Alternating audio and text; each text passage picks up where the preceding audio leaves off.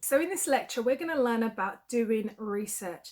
So you've got the invite letter, you've got the email inviting you to come along to the interview. Great. But you need to find out, what does this company stand for? What do they do? Do you want to be associated with them? Are you even interested in going for the interview? So there's a couple of stuff that you need to do to get yourself into the interview, which means a whole load of research, and hopefully you've got enough time to do it.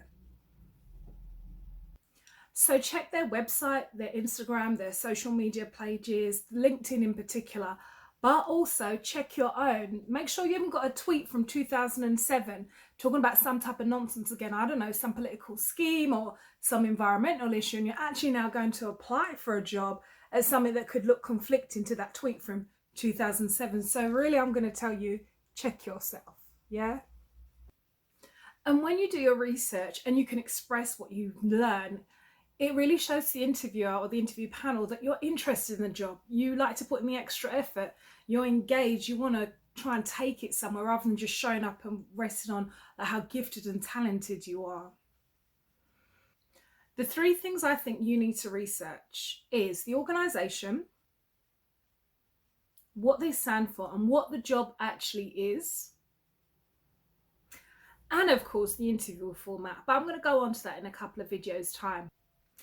And like if it's a financially driven company, I don't know, like Reuters or Deloitte or KPMG or huge law firm or whatever it is, I don't know, a trust fund.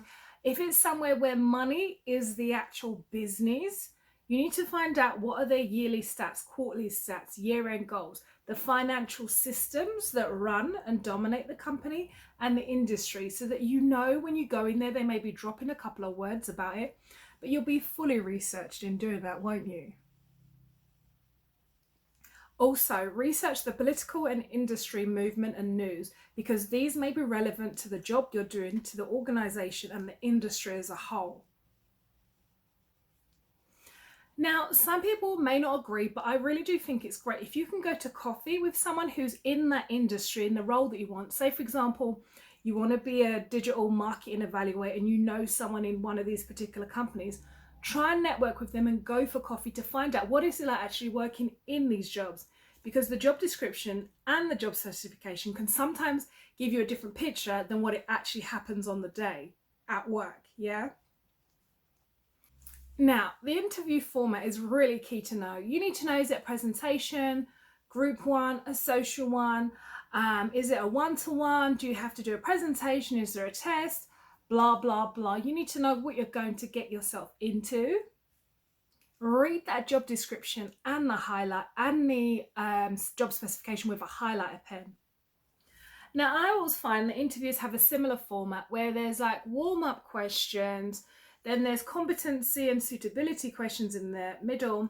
Then at the end, there's an opportunity for you to give any Q&A and for them to tie up any loose ends, which may illuminate from your Q&A questions, question and answers, yeah, if you didn't get what Q&A was. A quick checklist before we go.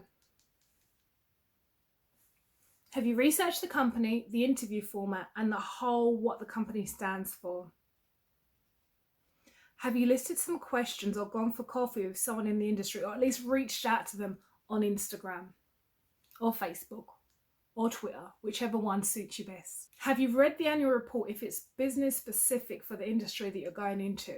And have you checked the economic, political, anything that's going on in the news that could kick off and affect your role, your industry, the business as a whole? Okay, make sure you do that. And if you've done all of that stuff, tick, tick, tick, very good student, let's move on.